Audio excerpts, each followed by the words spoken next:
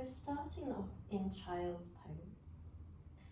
You could have your knees a hip's distance apart, or as wide as the mat, allowing yourself a little bit more room to breathe.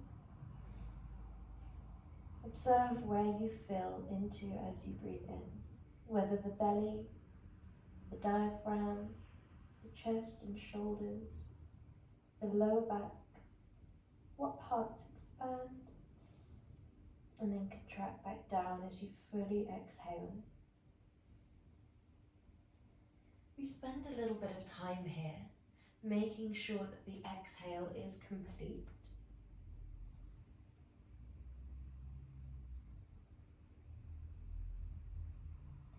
Drawing the abdominals towards the back, spending a moment of pause at the end of the exhale.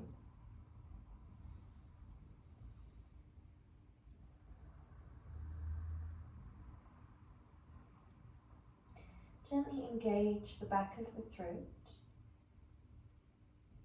so that as we exhale, we hear this lovely, almost hissing sound.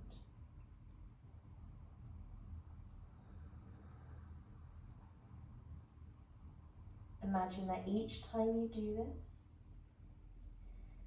tension is releasing out of your body, out of your energy body.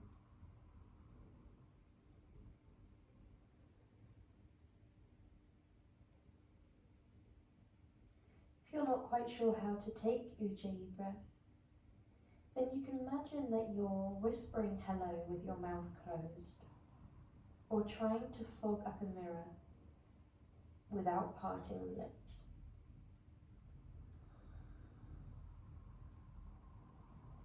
It resembles the sound of the ocean waves crashing up onto the shore, or wind passing through trees. When you're ready, take your left hand on top of your right and allow yourself to stretch, elongating from the left little finger down to the left hip. Aim for length here.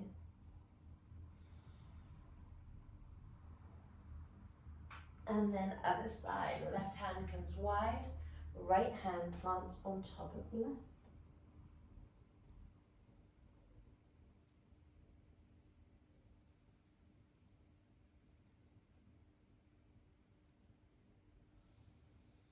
And then come back wide with the hands, well done. Come up into a tabletop position.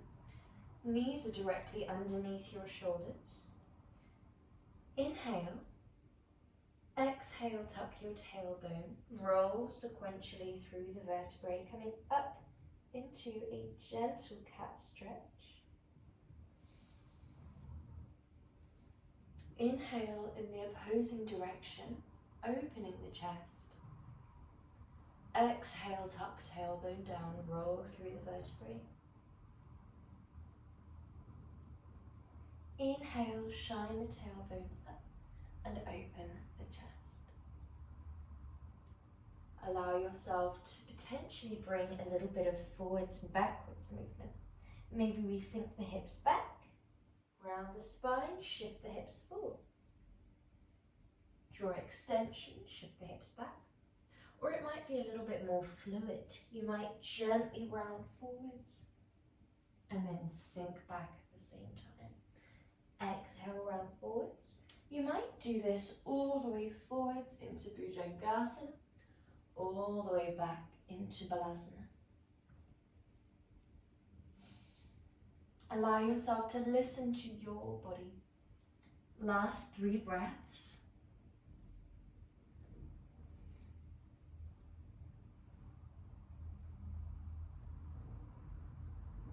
Before we land down on the tummy. With your legs at a hips distance apart stance, the tailbone gently draws down and away. Abdominals draw up towards the back and the pelvis presses down. As we do so, we lift the chest on the in-breath and we lower it gently down. Lift gently. Maybe the legs feel comfortable to join you. As we press the pelvis down and aim for length, you might find there's a natural lift and lower.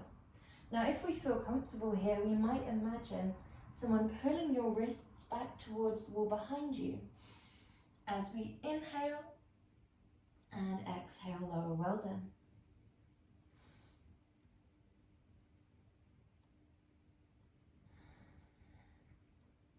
Last one. Before the hands come directly underneath the shoulders, elbows stay tucked in wide. We press and then sink your hips back. And we're going to melt right hand down towards the floor. Thread left arm underneath and through. We would like the left hand to be lovely and aligned with your left shoulder. Your right arm could either be out long, or if that feels a little bit too intense, then you can draw that hand a little bit closer to your head, press a little bit down into that hand. Whatever feels best for your body. When you're ready, press firmly into the right hand, come through center before swapping sides.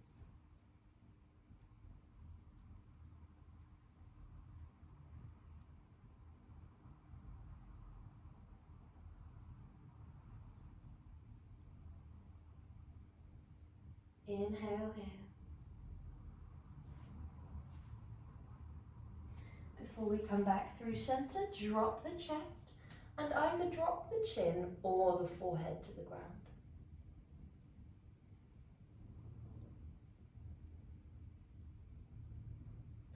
When we're ready, we press firmly into the hands. Draw your hands back underneath your shoulders. Inhale deeply.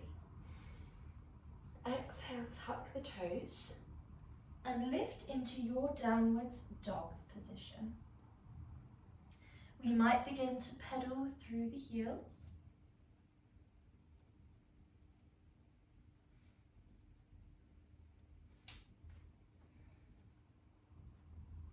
Inhale here. When we're ready, lift your left leg.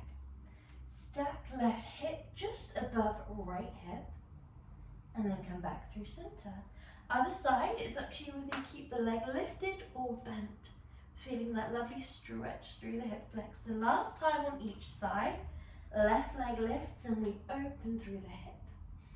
We plant that leg back down, right leg. And this time we're going to travel forwards, planting that right leg into your lunge. Inhale, open your heart space.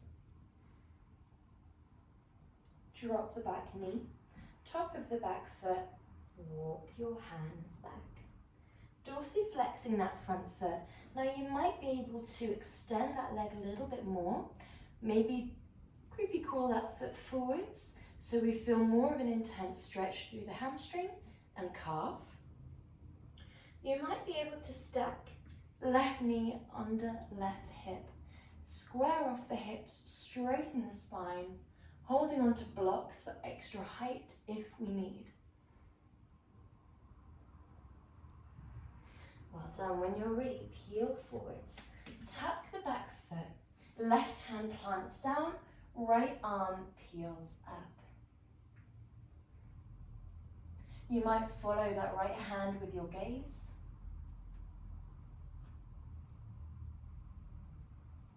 When you're ready, windmill the arms, pressing into your right hand, lift your left arm towards the sky. Your face is still shining towards that right side of the room.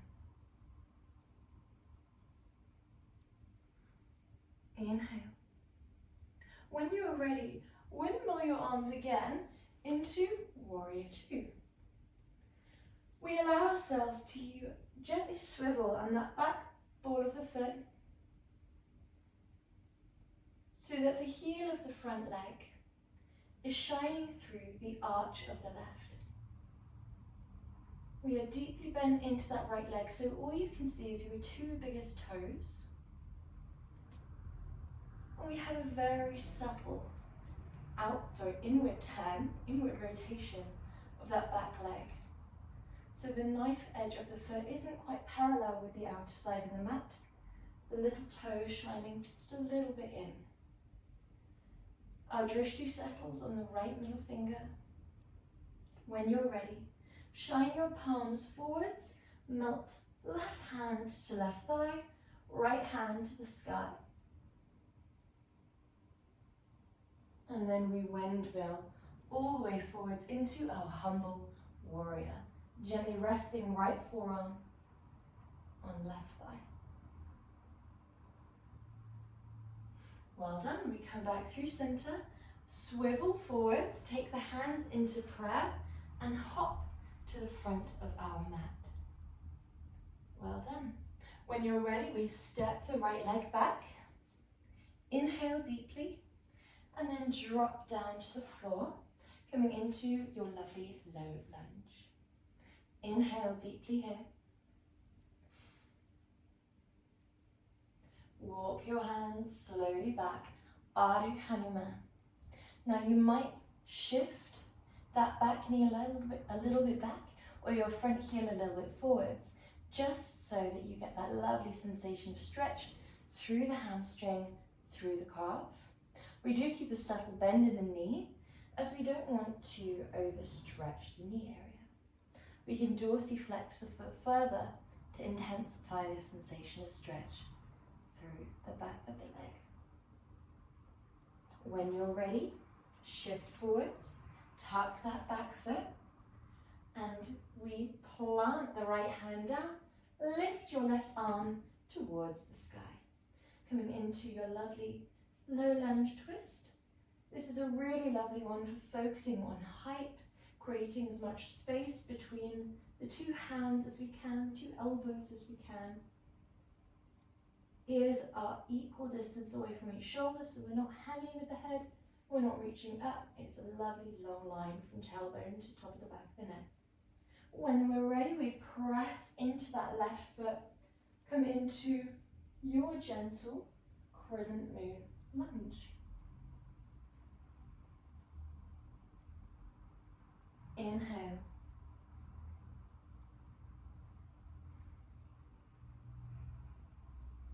And then when you're ready, windmill through the arms.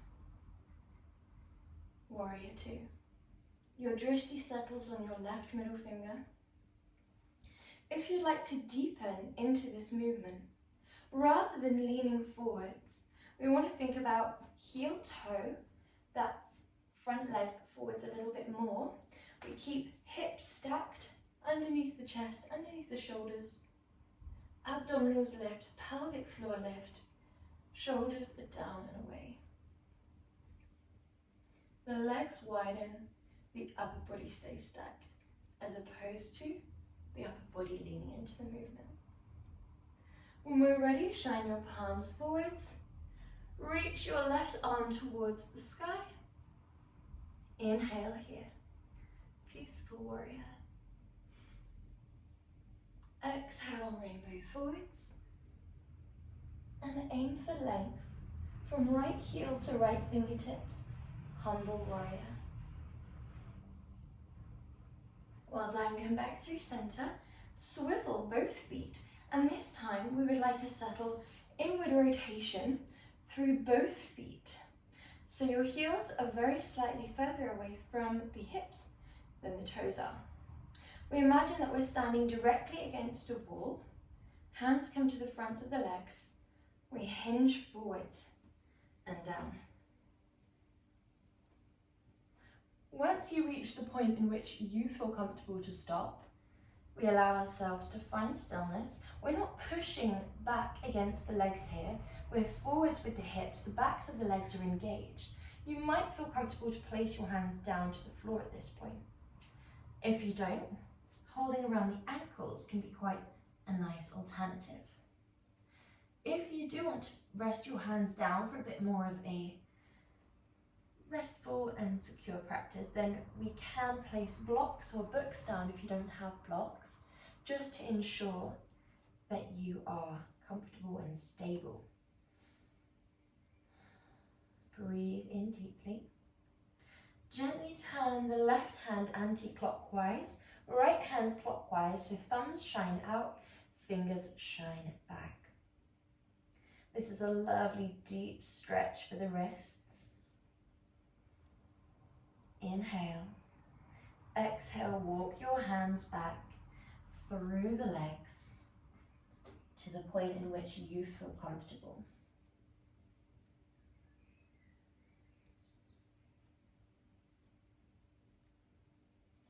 Breathe through. Any sensations of stretch that you feel in the outer calf, the backs of the hamstrings. Think about releasing of that little bit of tension from the head or neck. You might return to your Ujjayi breath.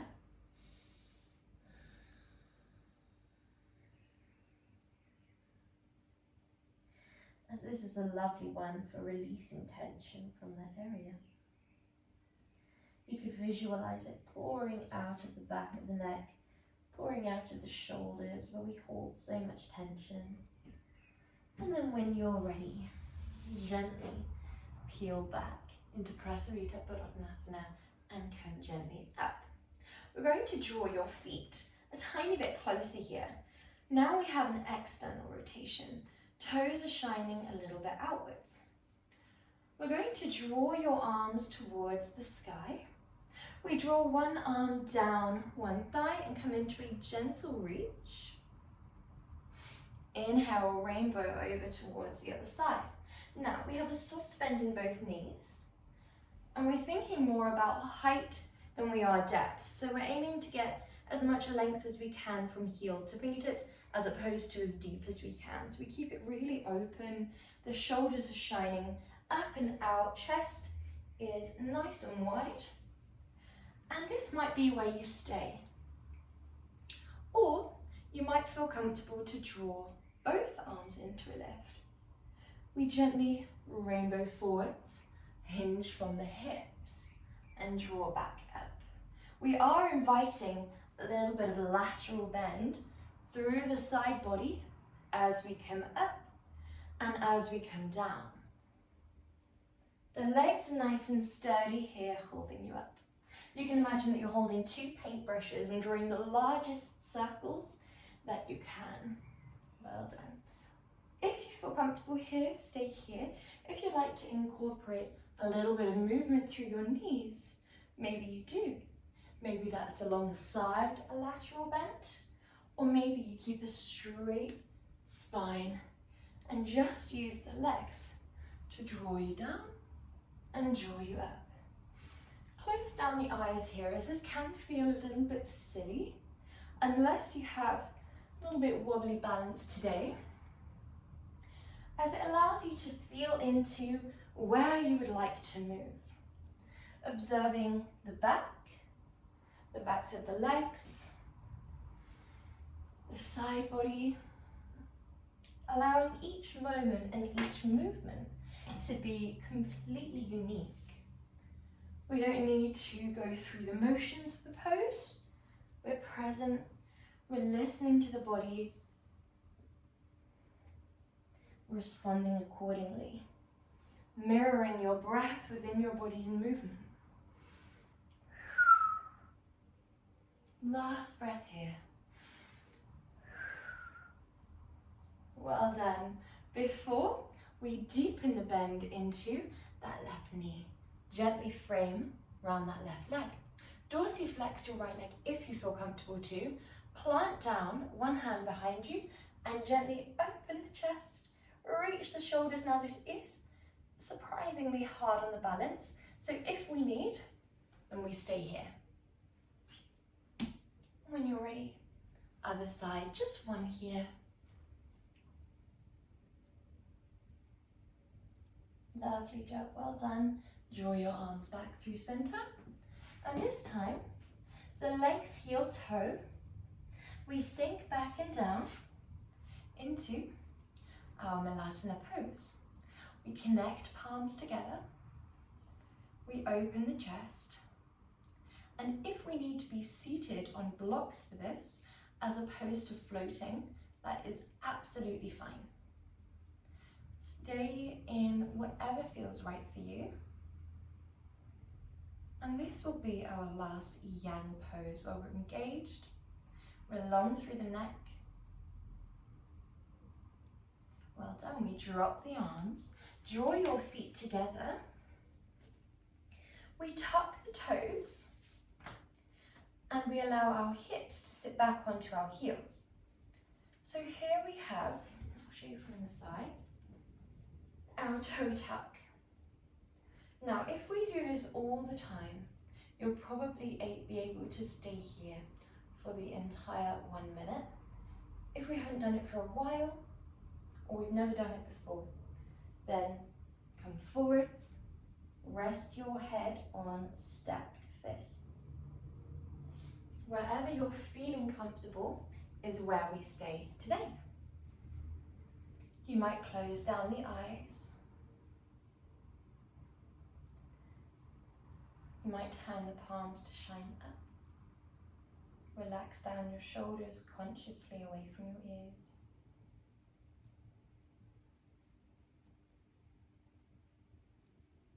You might rest your head to shine forwards. At any point that it starts to feel too intense, allow yourself that permission. Be as kind to your body as you can. If it's just feeling intense in the way that it is a sensation that we're unfamiliar with, breathe through it. If it's feeling intense in the way it's distracting, it's painful, always give your body that honor to come out of the pose. We don't need to push ourselves in yin. We release, surrender, and relax.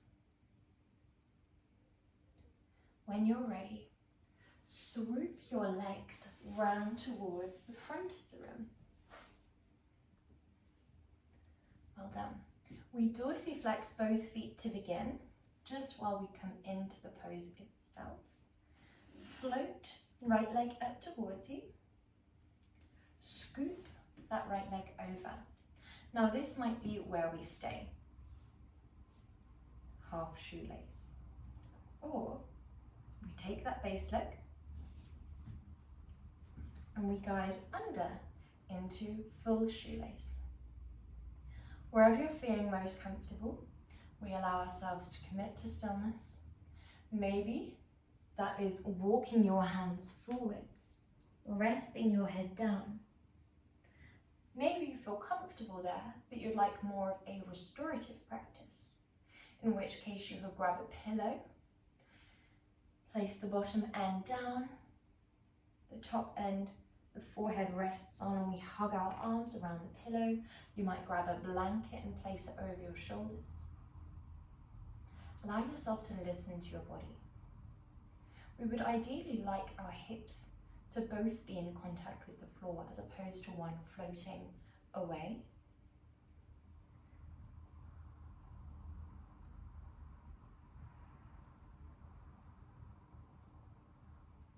Allow yourself to witness any thoughts that arise within the mind. Within yin, there is no right or wrong. There is no perfect or imperfect. There is just the present moment. So you might find yourself in deep conversation. You might find singular thoughts floating in. You might find thoughts that you agree with and align your identity with. And you might find thoughts that you initially, your ego or your identity wants to reject. Either way, they normally induce conversation, emotions, energy shifts. In yin, we allow ourselves to take a step back and simply watch without any responsibility, without any connection to what we're watching. As if we're watching aspects of a stranger. The physical body, the emotional body,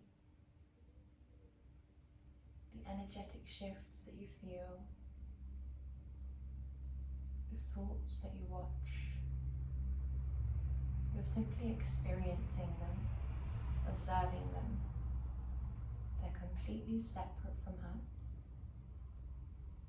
In yin, we are just the one who watches.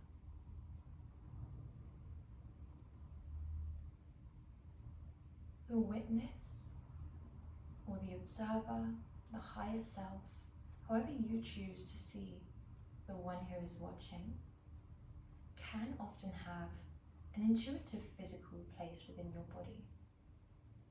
Maybe in the chest, maybe at the back of the head, maybe above you, maybe in your solar plexus, wherever you intuitively associate, and that might be nowhere, and that's absolutely fine.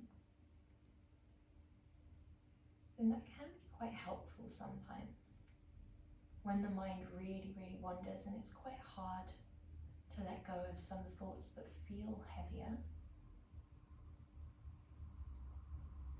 We don't need to push them away. We also don't pull them in. We just surrender by taking a step back into that location within your body.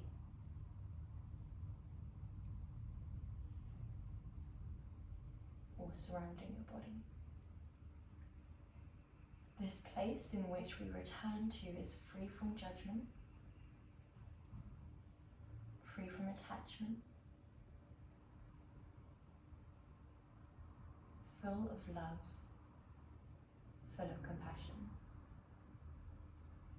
Because we're relaxing down the muscles of the body, or specifically the target area, so from the belly button down here, we're going a little bit deeper, past the superficial layers of the body and into the deeper yin connected tissues.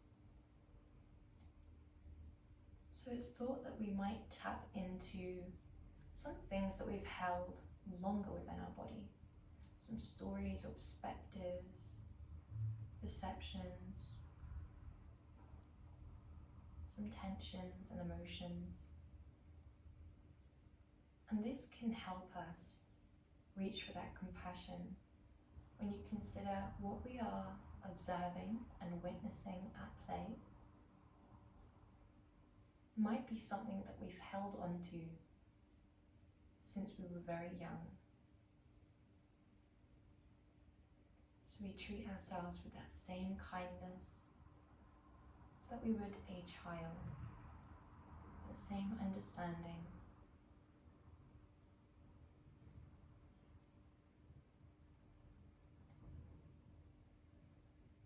Free from judgment. When we're ready, we take that top leg and use the arms to plant it down. Take the base leg and use the arms to plant it down. Allow yourself as slowly as you can to walk your hands forwards. And our counter pose here, if you feel comfortable too, is coming onto your forearms and just allowing the legs to relax down. You might rest your head on something, or you might allow the head and neck to fall back just a little bit, releasing back through the throat, the chest and the shoulders. Just breathe here. We avoid bouncing the legs, even though it can feel quite tempting. We allow ourselves to stay in stillness. Commit to stillness through the poses and the counter poses. When we're constricting that natural flow of prana, and when we're allowing it to flow freely through the body, you might be able to actually physically feel more movement within that area. Observe what it feels like. The idea of our counter poses is that this is when we feel the benefit. Yin is drawing upon a traditional Chinese medicine theory that we have these channels of qi or prana that run through your body. And that when we hold physical tensions that come from an attachment to anything, whether that be perception, an identity, a person, a job, a role, we begin to create these physical tensions in our body.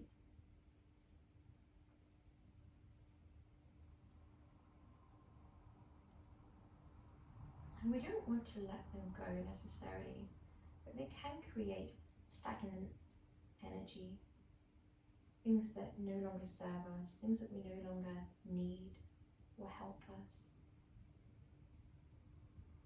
It can create tensions and blockages within the physical body, which stops that natural flow of prana, that unlimited well-being that's believed to flow through us and to us at any given moment. So that's what we're allowing in our counter poses. We try and block that natural flow of energy in our pose, so that once we release away, once we've held that lovely long hold pressure which the yin tissues enjoy, the energy then flows freely. When you're ready, draw your arms up, draw your legs into a bend, and we draw our left leg up. We scoop the left leg over, and we might leave the right leg long. Knees can be stacked or as close to stacking as you feel comfortable too. So the sole of the foot is shining backwards. Or we might scoop that base leg under. Draw both arms down by your side, and it's up to you whether you walk the hands forwards, maybe the palms shine up. Listen to your body. Even though the target area is only the belly button down, you can target the whole body here. You have the option to allow that yin energy physically throughout the entire body, allowing it to begin to travel up the lumbar spine, the urinary bladder meridian, through the shoulders, really relaxing every single part of you down. Or you can commit to that yang energy, being more upright.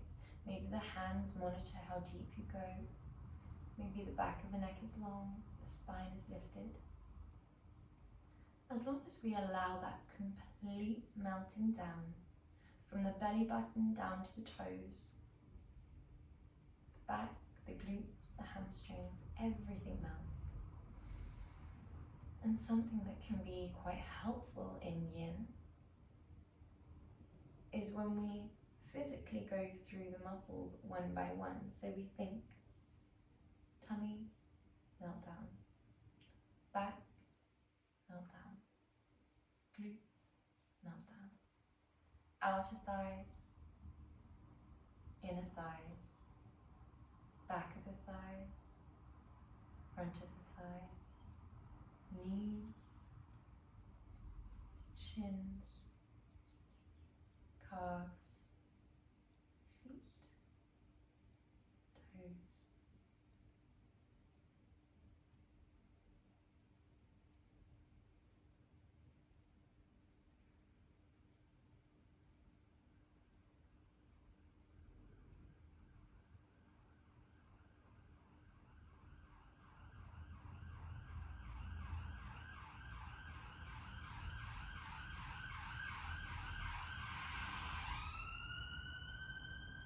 It's very normal in yin for the mind to wander,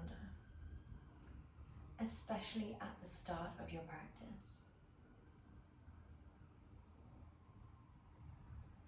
The silence provided by the present moment, by the stillness of your pose, slow natural breath,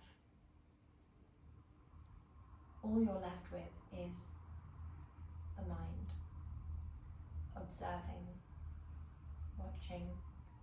Naturally, the mind will engage at moments. The human brain, doing what we've trained it to do, what it does best. So allow yourself the grace to not become frustrated when the mind naturally wanders, and rather just witness that the mind has wandered. We shift it back to the present. Witness the physical body, sensations you feel. If there's any correlation between the breath that you're taking and the sensation intensifying or dissipating away. Observe the natural ebb and flow of intensity. Often when we come into a pose, it feels very intense. It might feel a little counterintuitive to melt down. And often by the end of the pose, it feels so enjoyable that we don't want to leave. Allow yourself just to witness each and every part of yourself at play.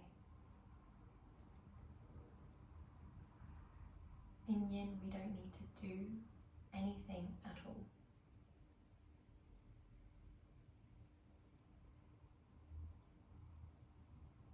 We allow ourselves to be exactly as we are in the present.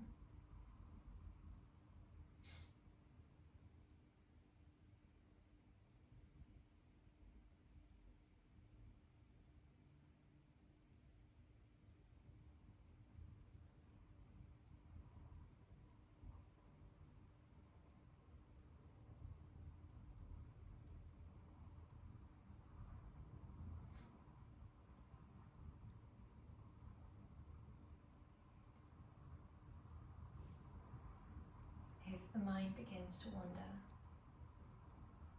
just watch where it's wandered, what parts of the self are at play, the ego, the identity. Maybe it's something we've released from our physical body. And when we say release, we don't mean letting go. We don't need to do anything, including releasing away. Often in yin, simply shining a light on these aspects of the self, bringing awareness towards the physical body, the emotional body, the energy body, all these little things that we witness throughout our session is enough to help us choose. Shining a light on what might have existed only in the subconscious before. Each time we come to the mat to practice yin, we learn ourselves a little bit more.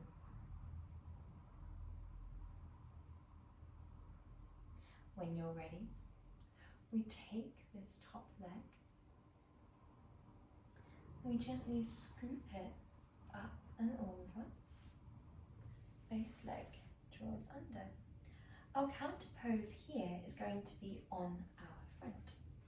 So we're coming down, very slowly, making your way onto your tummy. We're coming into our seal or sphinx pose. So we draw, forearms down, hands could be in a prayer position, or if you feel more comfortable, palms could be down. If this feels too intense, draw your elbows further out in front, but still keeping them aligned with the shoulder joint. So they're not splaying wide, they're not coming together, we're keeping them nice and aligned. That's going to protect our back. If it doesn't feel intense enough, keeping the palms down, we might press firmly, coming into your seal pose. Now the target area here is the lumbar spine, the urinary bladder meridian. So another thing that we can do, if we feel it's a little bit too intense, is engaging the glutes and lengthening the tailbone just a little bit away from us. It can be quite difficult to do this without engaging the back. We do want to release through the back muscles. So if you do choose to take that alternative, just to make it a bit gentler, pay attention. Allow yourself to continually melt down through the target area.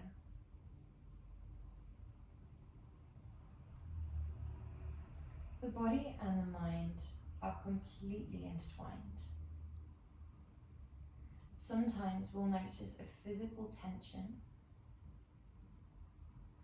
and we'll observe that the mind is aligned. Maybe you're thinking about something tense, something emotional. something we've got coming up this week, or ruminating about a conversation in the past.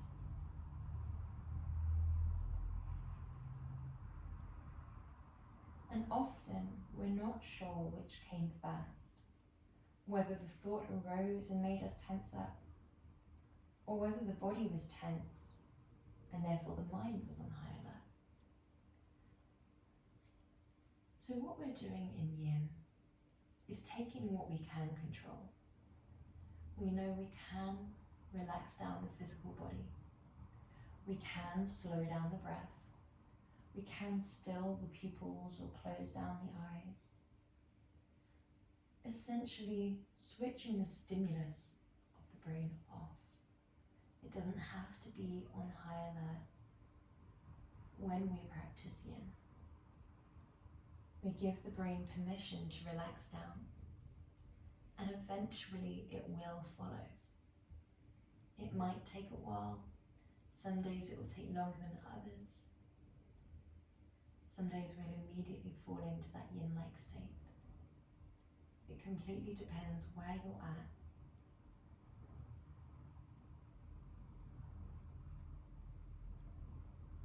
But it will follow in time. So rather than doing the impossible, which is controlling the thoughts, we take the very achievable, which is controlling the body in the present, slowing the breath, committing to stillness, and continually reaching for compassion. Every time the mind wanders into movement, every time the body begins to fidget, every time we realize we're retaining and holding our breath or taking shallow chest breaths, we witness and we commit to surrendering physically, melting down with gravity, relaxing down the muscles so the breath can be deeper, fuller, more complete. When you're ready, we draw right forearm out to the side of the rim, right shin to shine towards the side of the rim, left forearm underneath the head, relaxing down into a gentle counter pose here. For more intense sensations, drawing that right leg closer, really allowing that right shoulder to fall towards the floor.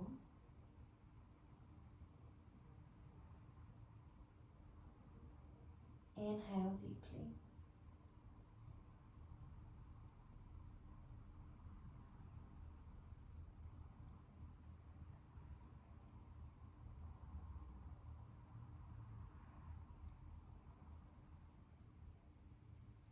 And when you're ready, sliding that leg back, other side.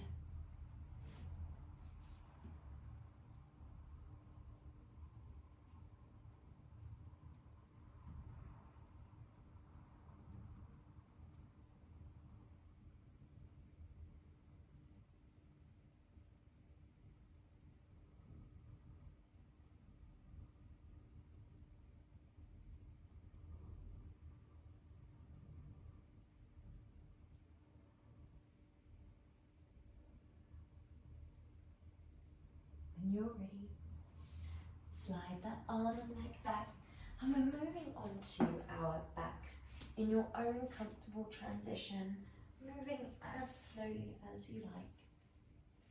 Allow yourself to rest your arms down by your side, retract your shoulder blades. You might take more of a pose for your Savasana, maybe arms back, maybe soles of the feet together, knees wide. Maybe soles of the feet wide, knees together. Whatever feels right for you. If you're near a wall, it can be really lovely to rest your legs up onto the wall for more of a Viparita Karani. Lovely for the parasympathetic nervous system. Whatever you choose to take, we allow that same relaxing down of the physical body. Allow the same belly ballooning breaths.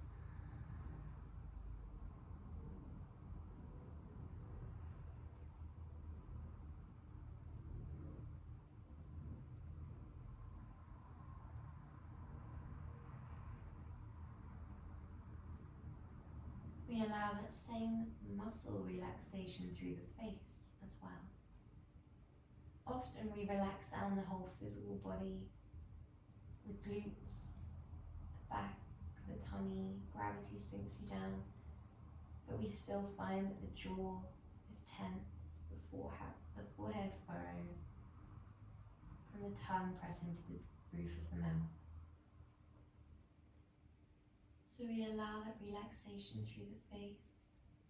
Forehead softens, eyebrows part, cheeks melt down, eyelids heavy, lips soften, and the jaw parts. Tongue melts down to the base of the mouth. And allow that relaxation to wash like a wave from the crown down to the toes.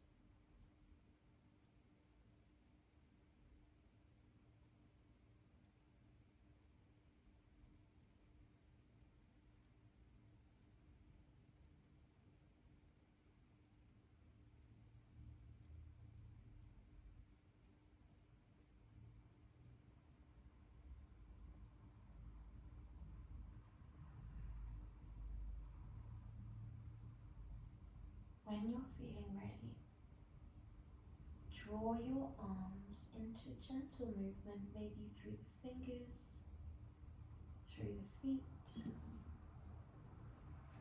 Hug the legs up and in one by one. And roll either onto one side or into a comfortable seated position. Well done, drawing the arms into Anjali Mudra. Namaste. Namaste. Have a lovely rest of your weekend.